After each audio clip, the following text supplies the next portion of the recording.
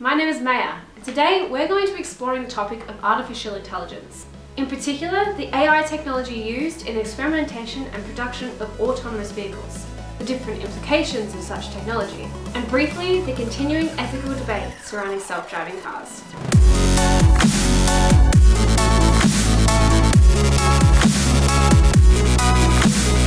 So, artificial intelligence. What is it?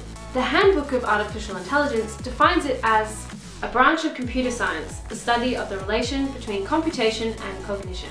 In other words, it's the development of a computer system that collects large amounts of data and is able to perform tasks that usually require human intelligence. This technology is not only programmed to analyze a situation and make decisions by itself, but also learn from what it does, so as to adapt for future situations, much like that of the human brain. Now, I know what you might be thinking. That's some scary stuff. Creating robotics that imitate human intelligence is something from a science fiction film, surely not real life. Well, actually, a lot of us already use AI technology on a daily basis. Siri and Alexa, for example, are both real forms of AI that people rely on in their daily lives. They both rely on natural language generation and processing and machine learning, forms of artificial intelligence, in order to effectively operate and perform better over time. However, for this video, we will be focusing on how artificial intelligence is involved in the production of self-driving cars, as they represent the first big integration of robotic technology into society. So how do self-driving cars even work? A self-driving car, sometimes called an autonomous car or driverless car, is a vehicle that uses a combination of sensors, cameras, radar, and artificial intelligence to travel between destinations without a human operator. To qualify as fully autonomous, a vehicle must be able to navigate without human intervention to a predetermined destination over roads that have not been adapted for its use. There are many different companies across the world that have been developing and testing autonomous vehicles for years. Some of these include Audi, Google, Mercedes, Nissan, Toyota, and General Motors.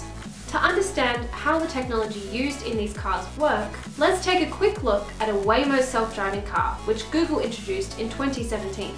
According to an article on techtarget.com, the driver or passenger sets a destination.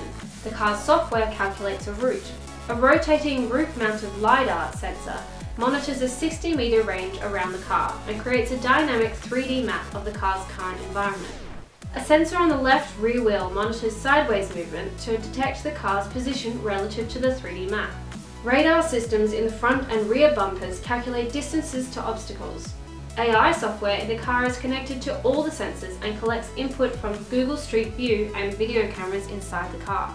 The AI simulates human perceptual and decision-making processes and controls actions in driver control systems such as steering and brakes.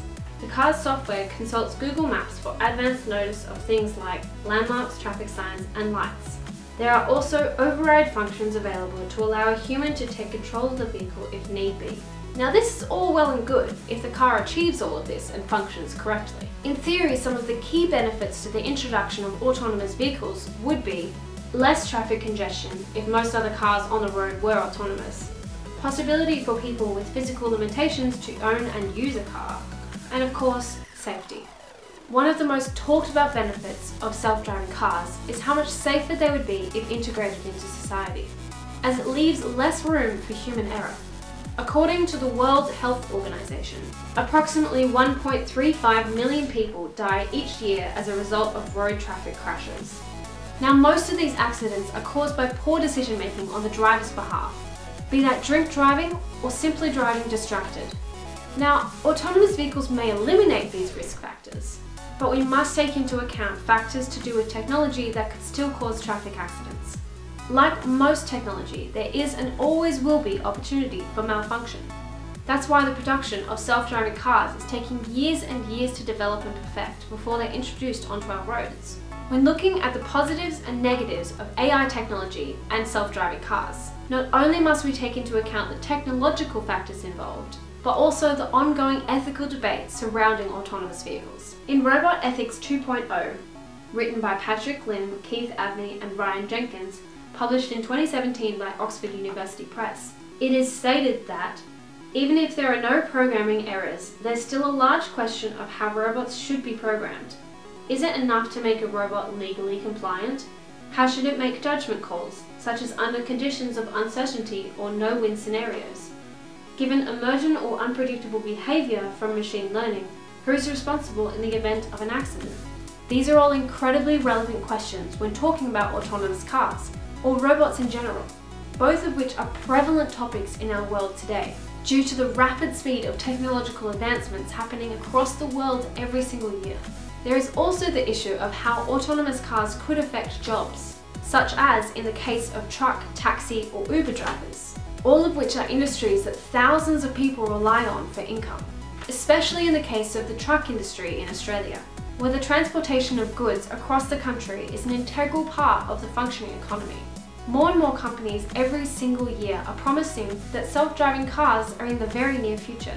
Some are even saying that by next year, 2020, autonomous vehicles will be in our streets, although this is already somewhat true, with hundreds of these cars being driven and tested in major cities across the world. You can even book in with Waymo if you live in Metro Phoenix, USA, to experience one of their self-driving cars firsthand.